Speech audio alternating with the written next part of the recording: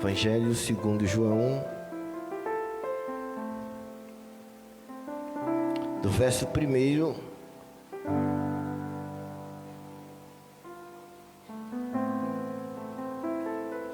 Quantos acharam? Digo amém.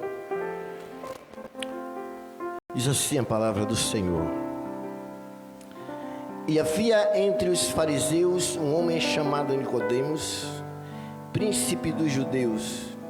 Este foi ter de noite com Jesus e disse-lhe: Rabi, bem sabemos que tu és mestre vindo de Deus, porque ninguém pode fazer estes sinais que tu fazes, senão Deus não for com ele. Jesus respondeu e disse-lhe: na verdade vos digo, que aquele que não nascer de novo, não poderá ver o reino de Deus. Disse-lhe Nicodemos: como pode um homem nascer sendo velho? Porventura pode tornar a entrar no ventre da sua mãe e nascer? Jesus respondeu: na verdade te digo, que aquele que não nascer da água e do Espírito, não pode entrar no reino de Deus. O que é nascido da carne é carne, e o que é nascido do Espírito é Espírito. Diga graças a Deus. Aleluia. Louvado seja o nome do Senhor. Queridos, antes de a gente entrar no texto, eu quero dizer uma coisa para você.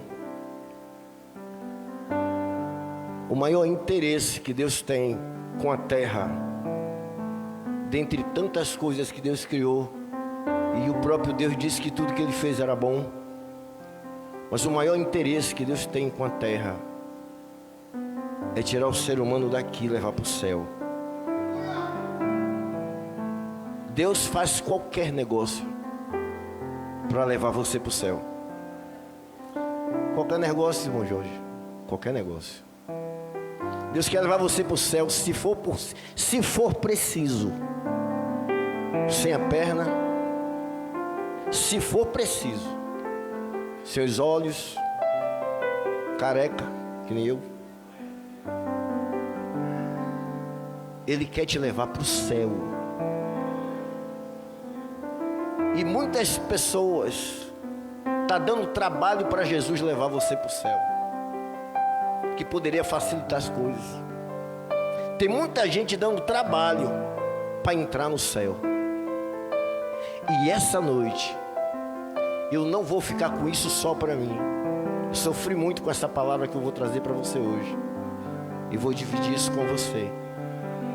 Nós vamos entender como um homem vai entrar no céu. Como um homem pode entrar no céu. Foi isso que Deus colocou no meu coração.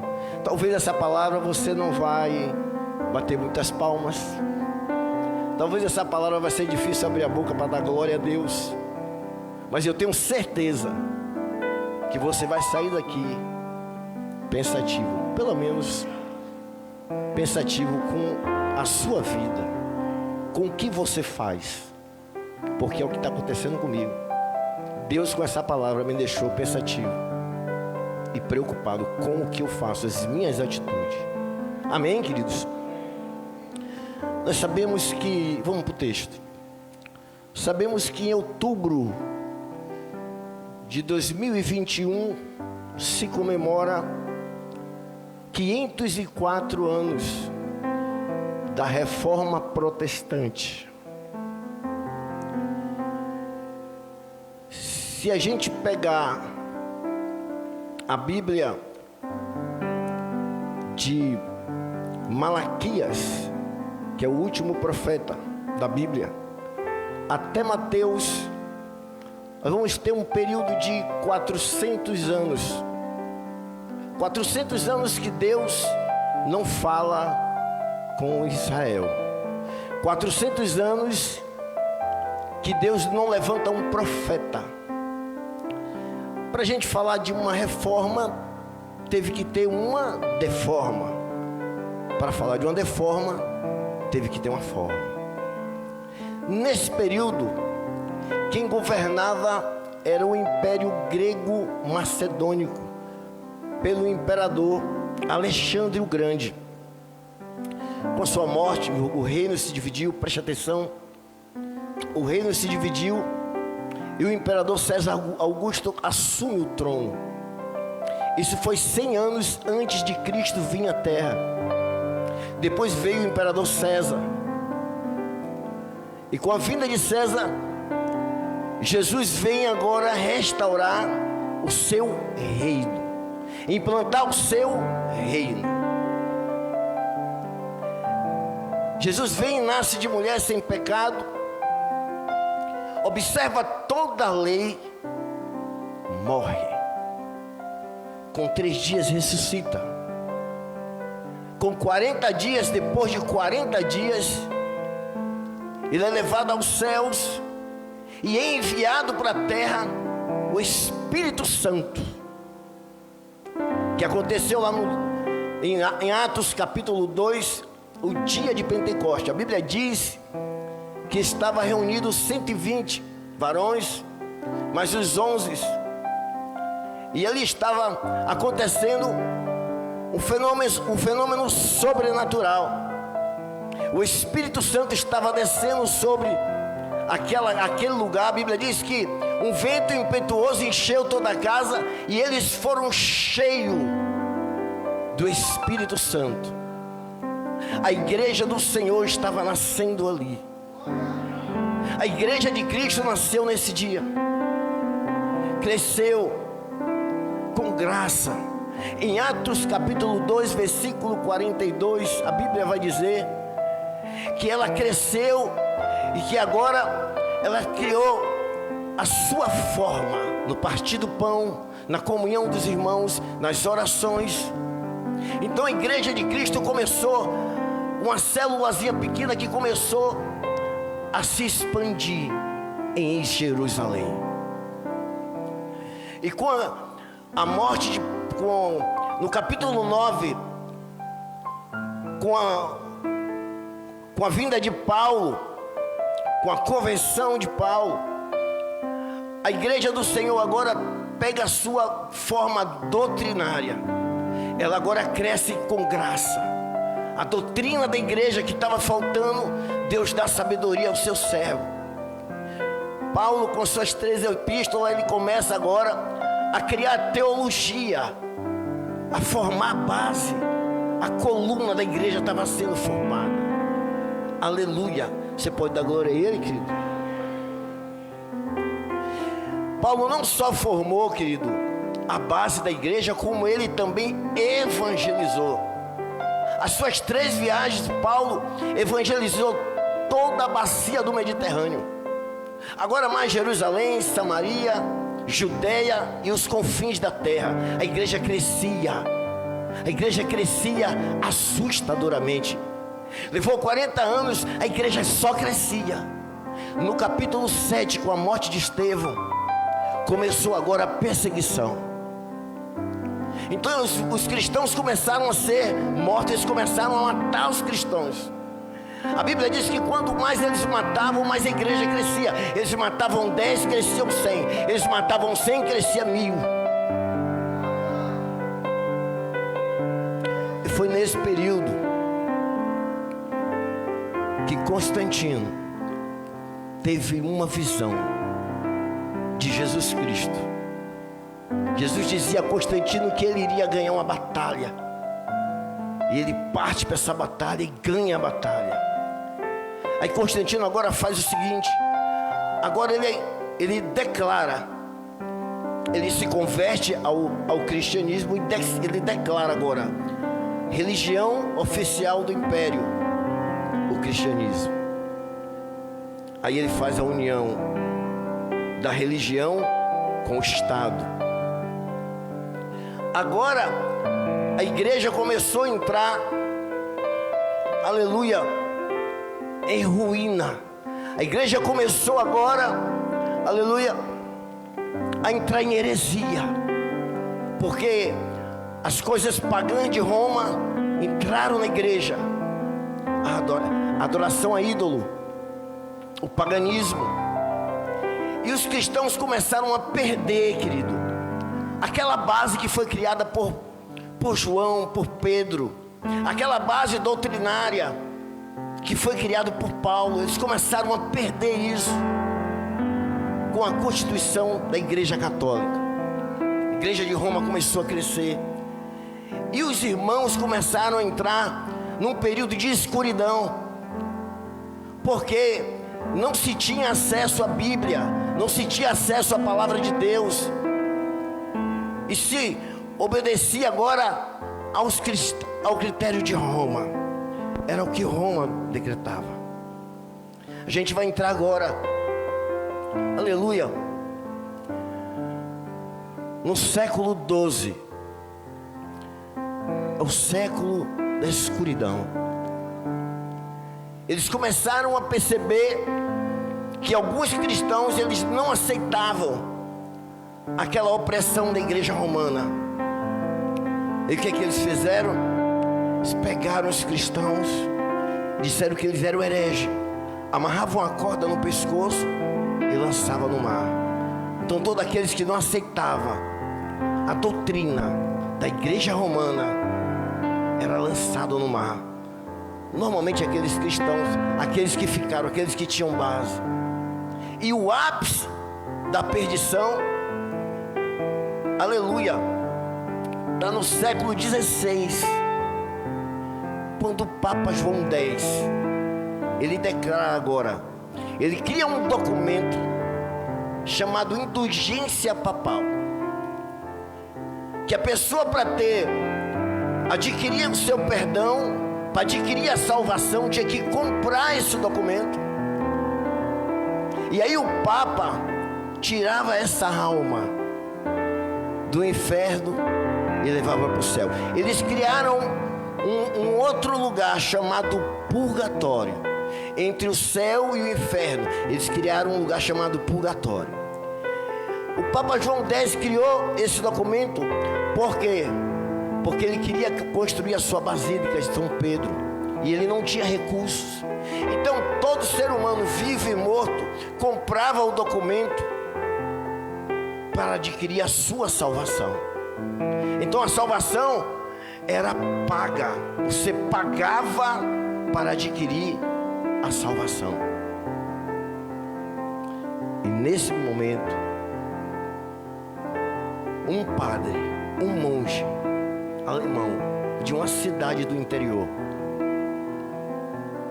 é convidado para estudar a Bíblia em Roma. Martinho Lutério, ele foi convidado para estudar a Bíblia em Roma. E quando ele chega e se depara com a carta de Paulo aos Romanos, no capítulo 1, versículo 15, 16 e 17, o justo viverá pela fé. A salvação é adquirida pela fé. Ele fica impactado. E aí ele declara agora, ele se levanta e cria agora o protetismo. Ele agora coloca as suas regras na porta da igreja de Gutenberg, 95, tese contra a igreja romana.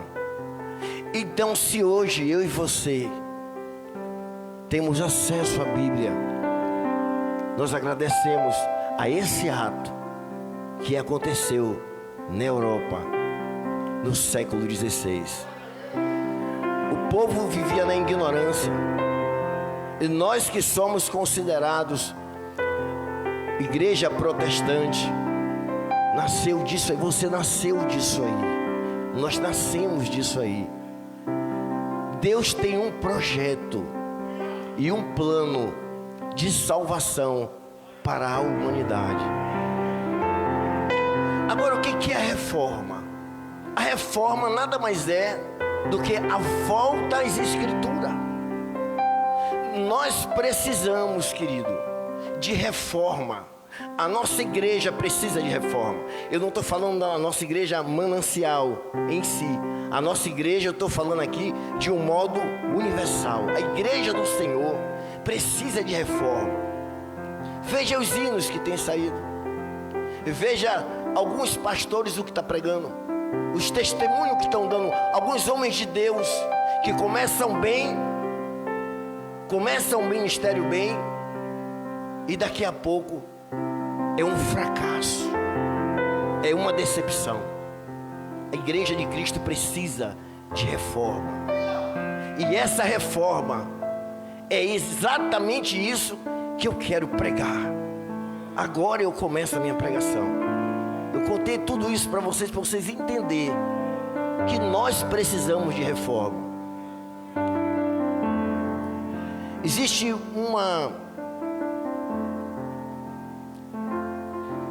uma forma, um estudo teológico, que é o estudo mais importante na vida de um ser humano, é a soteriologia. Soteria quer dizer vida, logia logo quer dizer estudo da vida, estudo da salvação. Para a gente estudar isso, tem um outro fator que também é muito importante, é a regeneração. Aqui no texto que a gente acabou de ler, há um encontro de Jesus com Nicodemos. Quem era Nicodemos? Nicodemos era um príncipe da sinagoga. A Bíblia diz que ele foi ter com Jesus de noite.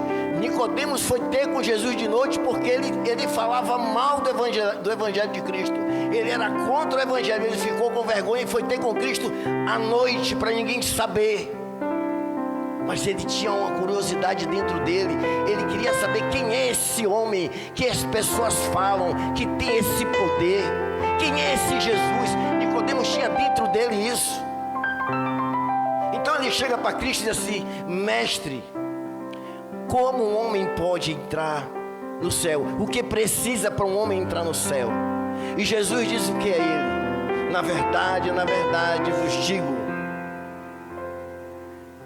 que é preciso nascer de novo para entrar no céu. Nascer de novo fala de regeneração. E eu quero falar um pouco sobre regeneração com você. O que é um homem regenerado? O que é a regeneração? A regeneração é uma mudança radical, é uma mudança de vida, é uma transformação. Uma pessoa regenerada, ela deixa os costumes que ela tinha de lado e passa a viver uma nova vida com Cristo. Ela passa a se vestir diferente, ela passa a andar diferente, ela passa a falar diferente. É uma mudança total, não é uma melhoradinha, é uma transformação. É mais ou menos assim, ela é uma metamorfose. O que acontece com a largata? A largata, ela entra no casulo como largata. Ela entra o quê? Ela entra toda espinhosa, de barba. Se você vê uma largata ao micro, eu fiquei até assustado. Ela é feia demais, querido. Ela entra no casulo, ela não sai mais de lá uma largata. Ela agora sai um outro animal, totalmente transformado. Um homem, quando entra no evangelho, ele entra de uma forma, mas ele sai de lá totalmente transformado. Aleluia! Você pode aplaudir a ele, querido? Agora.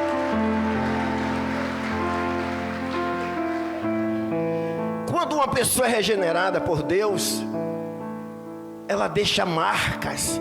A regeneração deixa marcas. O que aconteceu com Saulo? Saulo, assassino, judeu, aleluia, perverso, carrasco, caiu do cavalo, ficou cego, encontrou com Jesus, encontrou com a luz, ele teve um encontro, ele teve uma colisão com Cristo, foi cego, e se transformou em um outro homem, mudou, não é mais aquele homem perseguidor da igreja, houve uma colisão, aleluia. É mais ou menos assim.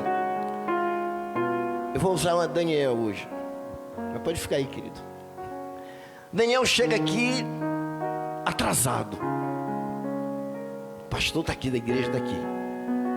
Aí, Daniel, você chegou aqui atrasado. Pastor, eu estava na rua, vindo para a igreja, e um caminhão me atropelou, passou 3 vezes por mim, me atrasou, me atrasei todo. E não bagunçou seu cabelo? Meu cabelo? Não.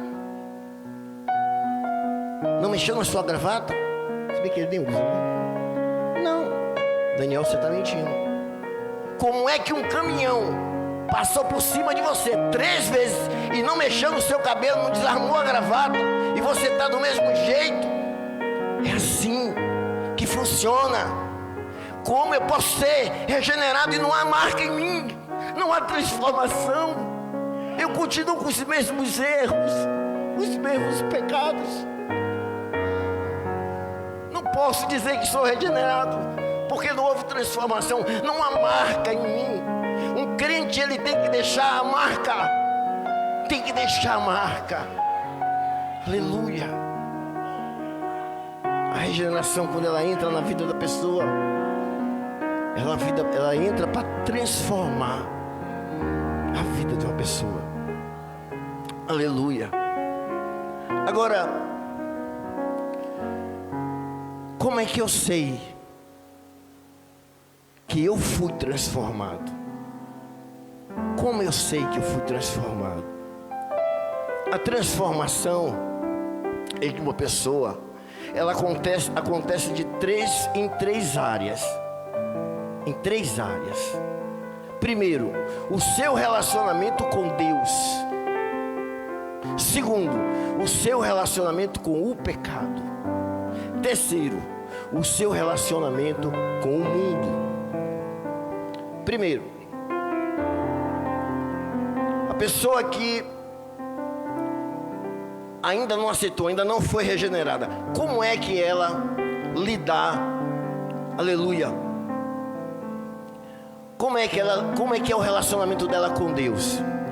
Ela ainda não foi regenerada. Como é? Ela não teme a Deus. Ela faz o que lhe apraz. Ela não adora a Deus. Ela não presta conta a Deus. Ela leva a sua vida ao seu bel prazer. Para ela tanto faz como tanto fez. Tanto faz entrar em qualquer lugar, vestir o que quiser. Ela não tem satisfação em mandar ninguém. As coisas de Deus não interessam a ela. Agora, uma pessoa regenerada, opa, agora ela tem um encontro com Deus, ela é próxima do Senhor, aleluia. As coisas de Deus me interessam, louvado seja Deus, aleluia. Eu agora adoro a Ele, eu presto conta a Ele, aleluia. Ele agora faz parte do meu ser. O que me interessa a Ele, o que interessa a Ele me interessa. Ele muda o seu relacionamento com Deus. Ele agora fala com Deus. Ele agora pergunta a Deus se Ele pode fazer. Seu relacionamento com Deus mudou? Você tem esse relacionamento com Deus? Aleluia. Segundo, o seu relacionamento com o pecado. O homem que não é regenerado, quando ele não está sendo regenerado, como é que é o relacionamento dele com o pecado? Ele peca com prazer, ele vai em qualquer lugar, ele fala o que ele quer, ele solta o palavrão aonde ele quiser soltar, ele entra onde ele quiser, ele não dá satisfação a Deus, ele não gosta das coisas de Deus, ele abomina, ele afasta as coisas de Deus da vida dele. Mas quando ele é regenerado, opa, agora mudou. Agora, um homem regenerado, quando ele peca, ele fica triste. O crente peca. O crente peca agora, não porque ele quer pecar, ele peca acidentalmente. E quando ele peca, ele fica triste profundamente. Aleluia, ele não tem mais compaixão pacto com o pecado. Ele agora se afasta das coisas as coisas que levam ele a pecar. Ele se afasta das coisas que não condiz de Deus. Aquilo que não é de Deus não condiz com ele. Ele não quer. Ele tira da vida dele tudo aquilo que não pertence a Deus. Ele agora só quer aquilo que é do Senhor. Aleluia. Você pode aplaudir a ele, querido? Glória a Deus. Louvado seja Deus. O seu relacionamento com o mundo. Terceiro, o seu relacionamento com o mundo. O homem que ainda não foi regenerado, como é que funciona com o mundo? Ele vive o bel prazer do mundo. Ele vive agora a mídia. Ele vive agora a moda. Ele vive agora tudo que o mundo oferece. Ele satisfaz a ele. O que a igreja evangélica bota não interessa a ele. Interessa a ele as coisas mudando, a moda, as coisas que a moda leva como fama. Aleluia. E o regenerado? Quando o homem é regenerado, opa, mudou. Ele abomina as coisas do mundo. Ele não quer mais os programas do mundo. Ele não quer mais os louvores do mundo. Ele não quer mais as vestimentas do mundo. Nada que o mundo o atrai. Nada que o mundo prega satisfaz a ele. Ele só tem olhos agora para as coisas de Deus, para as coisas celestiais. Aleluia! Ele é diferente, querido. Você é assim? Essas três coisas que eu falei. Aí você se avalia se você realmente é regenerado. Aleluia. Infelizmente, querido, eu vou dizer uma coisa aqui que talvez machuque um pouquinho, mas a ferida é só para poder a gente ficar bom. Eu vou contar uma história para você. Em um lugar tinha um pastor tomando conta de 100 ovelhas. 100 ovelhas. O pastor tomando conta. À noite, ele deixou as 100 ovelhas no canto e foi dormir. E veio um lobo de lá, 120 quilos. Um lobo feroz. Entrou nesse aprisco, apanhou 2 ovelhas e matou. De manhã, o pastor chegou, contou. Opa, tá faltando 2. Sangue, lã. O lobo entrou aqui. Preciso fazer uma arapuca para ele. Chega de noite, ele vai e faz uma arapuca para pegar o lobo e vai dormir. À noite o lobo vem e quando ele encontra, ele cai na arapuca, fica preso. O pastor chega de lá para cá, pega agora o lobo preso, bota numa jaula. Ele está numa jaula, não pega mais ninguém, não pega mais ovelha. Por quê? Porque ele está enjaulado, está preso. Assim são muitos, querido, lobos que por causa da jaula do evangelho estão quietos, não foram regenerados. Se sair dali, vai praticar as mesmas obras, porque não abriu o seu coração para entregar sua alma a Jesus. Dizem que abre, dizem eu aceito, dizem eu sou crente, mas lá fora, quando está sozinho, é um lobo solto para devorar as coisas que o mundo oferece. Eu sei que nessa época que nós estamos vivendo, há uma velocidade muito grande das coisas. Sabe por quê? Porque os dias estão se aproximando. Jesus, ele tem pressa, querido. Jesus, ele tem pressa que você se entregue para ele por completo. Jesus, ele tem pressa que você conserte. aquela área que em você ainda não consertou.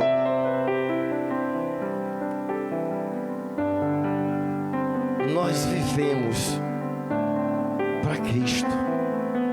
A nossa vida não nos pertence mais. Eu não faço mais aquilo que eu quero fazer. Irmãos, se dependesse de mim hoje, eu não estava aqui. Meu filho sabe aí. Você sabe o que o Daniel me perguntou quando eu cheguei em casa hoje, em cima do horário do culto? Por causa de ontem. O senhor ainda vai para a igreja? O senhor ainda vai, porque eu disse que eu ia pregar. O senhor ainda vai pregar? Se eu vou, Daniel.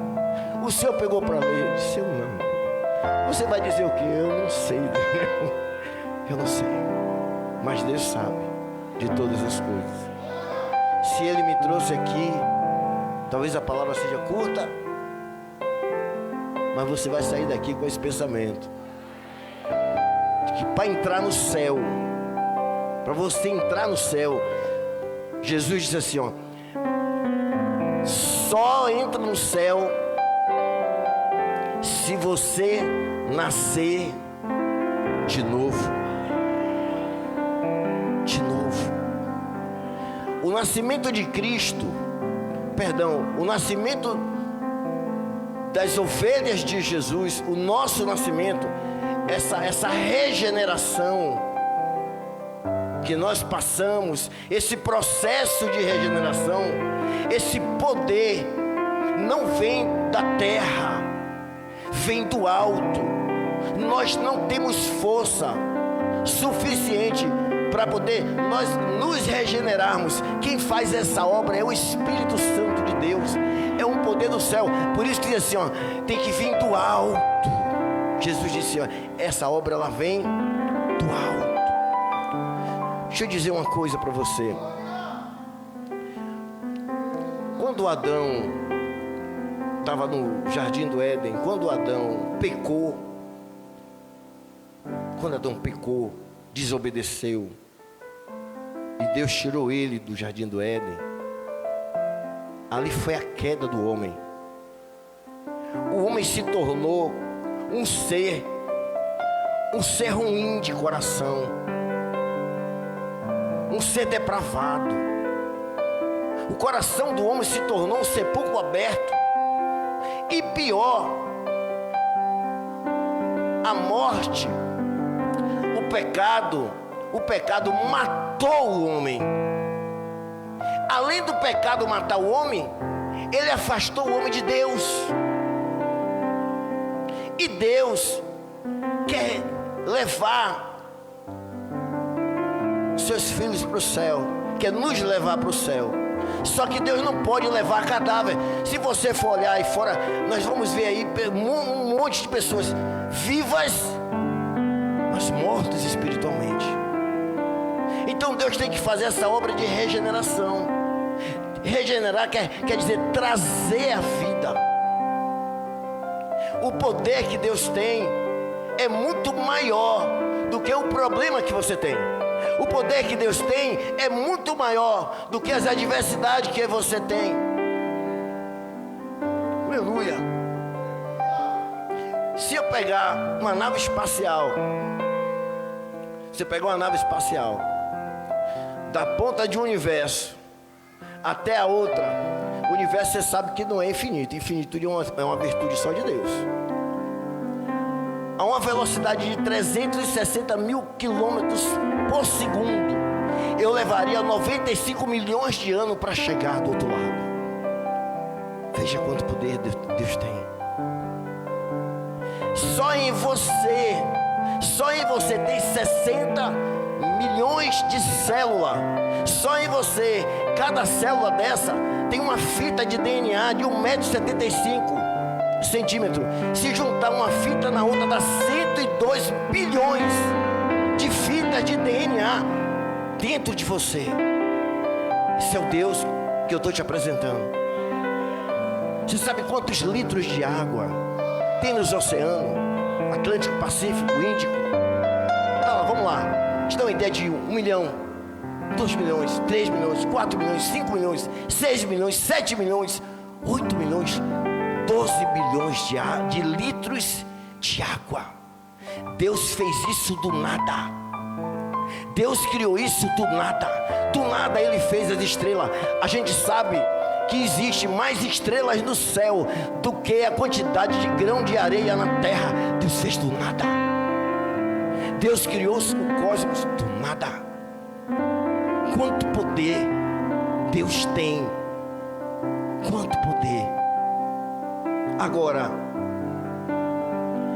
para regenerar o homem, aleluia, Deus vai usar o dobro do poder que Ele usou para fazer toda a criação. Por quê? Porque a regeneração, ela é feita em cima de uma massa caída em Adão. Não é algo do nada.